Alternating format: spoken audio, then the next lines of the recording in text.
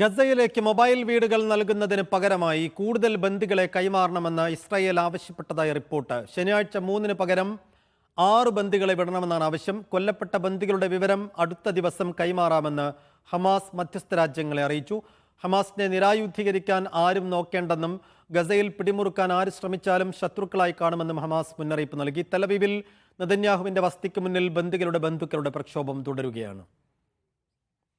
MCA Nasar വിശദാംശങ്ങൾ നൽകും. MCA, ഈ മൊബൈൽ വീടുകൾ അങ്ങോട്ട് കയറ്റി അയക്കാത്തതിൽ വലിയ പ്രതിഷേധം ഹമാസിന്റെ ഭാഗത്തു നിന്നുണ്ട്. പ്രത്യേകിച്ചും കൊടും ദുരിതത്തിൽ കഴിയുന്ന ഗസ നിവാസികൾക്ക് ആ മൊബൈൽ വീടുകൾ അങ്ങോട്ട് എത്തിക്കിട്ടിയാൽ വലിയ ആശ്വാസകരമാണ്. അത് പക്ഷേ ഒരു ട്രംപ് കാർഡായി ഇസ്രായേൽ എടുക്കുന്നതും കൂടി നമ്മൾ കാണുകയാണ്. ഇപ്പോൾ ഇത് വിട്ടുകിട്ടണമെങ്കിൽ കൂടുതൽ ബന്ദികളെ വിട്ടയക്കണമെന്നുള്ളൊരു ആവശ്യം ഹമാസുമായി നേരിട്ട് മുന്നോട്ട് വെച്ചതായാണോ വിവരം?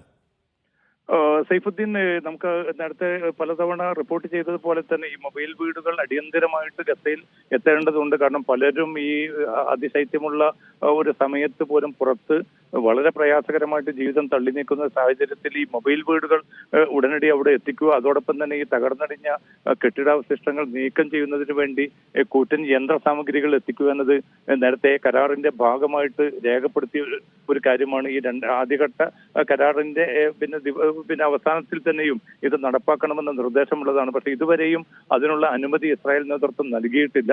അത്തരമൊരു ഘട്ടത്തിലാണ് ഇപ്പോൾ ഇസ്രായേൽ മാധ്യമങ്ങൾ റിപ്പോർട്ട് ചെയ്യുന്നത് പോലെ കൂടുതൽ വ്യവസ്ഥകൾ മുന്നോട്ട് വെച്ചുകൊണ്ട് ഈ കരാറിനെ ദുർബലപ്പെടുത്താനും അതോടൊപ്പം തന്നെ ഹമാസിന് മുകളിൽ കൂടുതൽ വലിയ സമ്മർദ്ദം രൂപപ്പെടുത്തുന്നതിന്റെ ഭാഗമായിട്ടാണ് 3 ബന്ദികളെ വിടുന്നതിന് പകരം അടുത്ത ശനിയാഴ്ച 6 ബന്ദികളെ വിടണമെന്നൊരു നിർദ്ദേശം ഇസ്രായേൽ നേതൃത്വം നെതന്യാഹു മുന്നോട്ട് വെച്ചതായിട്ട് ഇസ്രായേൽ മാധ്യമങ്ങൾ റിപ്പോർട്ട് ചെയ്യുന്നത്.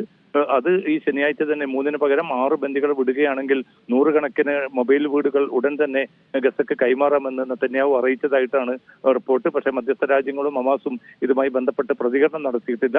അതേസമയം 2ാം ഘട്ട വെടിനിർത്തൽ ചർച്ചയുമായി ബന്ധപ്പെട്ട അനിശ്ചിതത്വം ഇപ്പോൾ പോലും തുടരുകയാണ്. കാരണം ഒരു കൃത്യമായിട്ടുള്ള ഒരു അജണ്ടയോ മാർഗരേഖയോ ഇതുമായി ബന്ധപ്പെട്ട് ഇസ്രായേൽ നേതൃത്വം ഇനിയും പുറപ്പെടുവിച്ചിട്ടില്ല.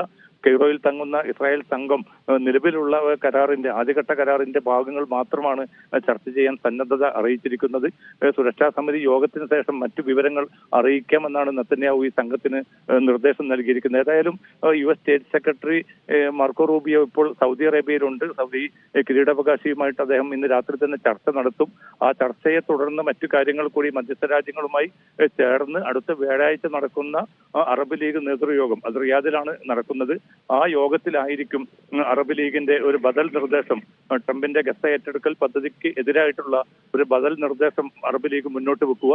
അതിനോട് ഹമാസ് എത്ര കണ്ട് സഹകരിക്കും, അതുമായി ബന്ധപ്പെട്ട് ഹമാസിന്റെ നിലപാട് എന്ത് എന്നതും അടുത്ത ദിവസം അറിയാം. അത് ഏറ്റവും നിർണായകമായിരിക്കും ഗസയുടെ ഭാവിയെ സംബന്ധിച്ചിടത്തോളം, അതോടൊപ്പം തന്നെ പശ്ചിമേഷ്യയുടെ ഭാവിയെ സംബന്ധിച്ചിടത്തോളവും. സൈഫുദ്ദീൻ. ശരി, MCA നാസറാണ് ദുബായിൽ നിന്ന് വിശദ വിവരങ്ങൾ നൽകിയത്.